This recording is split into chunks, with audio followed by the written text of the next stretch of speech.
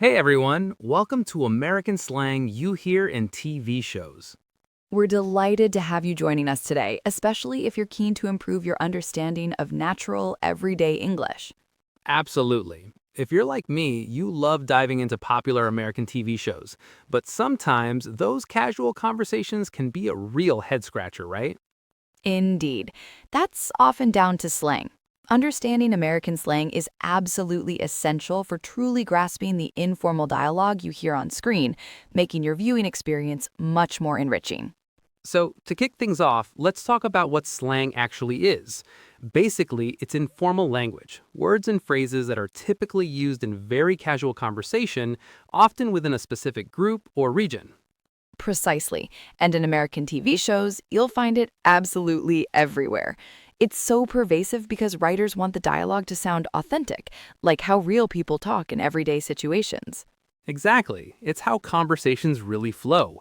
If you only learn formal English, you're missing a huge piece of the puzzle when it comes to understanding characters and their relationships, especially for intermediate learners like yourselves. Indeed, slang reflects natural conversations, showing personality, humor, and sometimes even local culture. Mastering it helps you not just understand the words, but the subtext and emotional tone, which is crucial for full comprehension. All right, let's dive into our first slang term, which is a really fun one: spill the beans. Spill the beans. Yes, a very common one. Essentially, it means to reveal a secret, often accidentally or prematurely. Imagine a pot of beans, and suddenly they're all over the floor. The secret's out. Exactly. It's like you can't keep something under wraps anymore.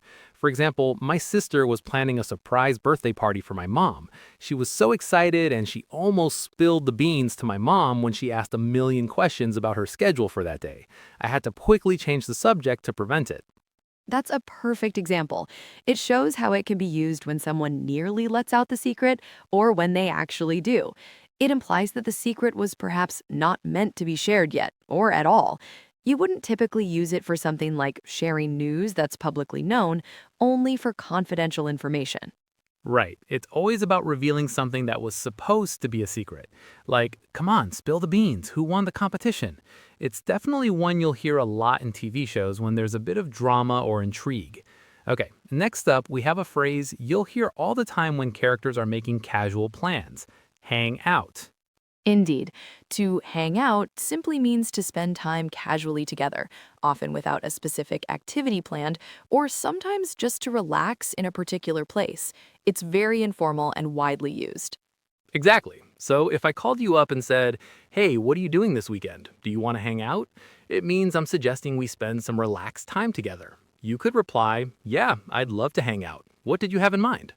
Or perhaps a character in a show might say, I'm just going to hang out at the coffee shop for a bit, meaning they'll spend some time there without a particular goal.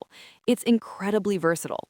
You'll hear it in so many different situations on TV, from teenagers making plans after school, let's hang out at the mall, to adults suggesting a relaxed evening. Do you want to come over and just hang out tonight? It's definitely a core phrase for casual social interaction. Okay, next up is a term I think almost everyone listening can relate to, especially if you love TV shows: binge watching.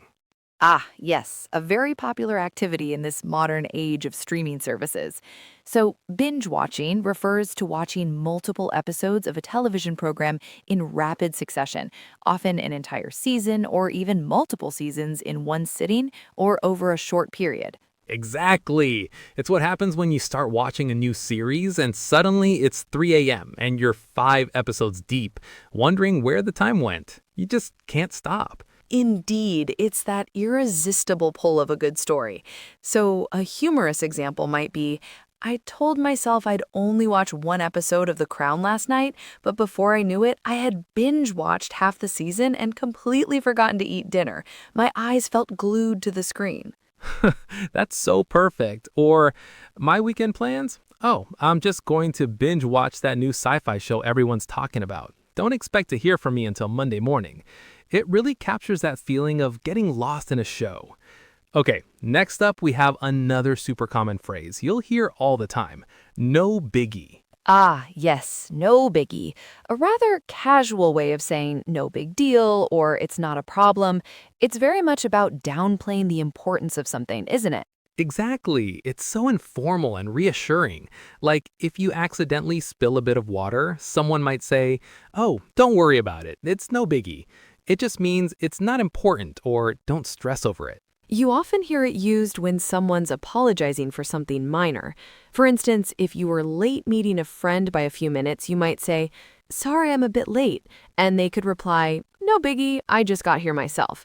It signals that there's no need to worry or feel bad. Totally. It's a great way to show that you're relaxed about something that might otherwise be a small inconvenience.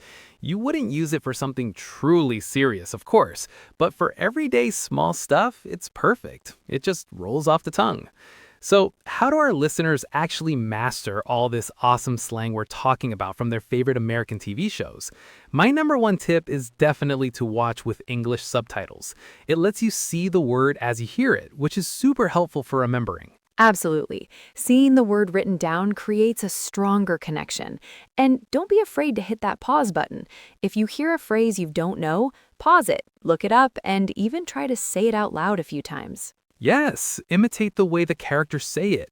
And here's a big one. Try to use the new slang in your own conversations, even if it's just with a language partner or practicing in your head. The more you use it, the more natural it becomes. Exactly. Repetition and active usage are key. You'll find yourself noticing these terms everywhere once you start actively looking for them. It truly helps to make it stick. So, to quickly recap the slang we covered today, we had spill the beans for revealing a secret, hang out for spending time casually, binge watching for watching many episodes at once, and no biggie for saying something isn't important. Exactly. Remember to really listen for these phrases the next time you're enjoying your favorite American TV shows, and try to use them yourself when you're speaking English. It really makes a difference. Absolutely. Thank you so much for tuning in to American slang you hear in TV shows. We hope you found it helpful. We'll catch you next time.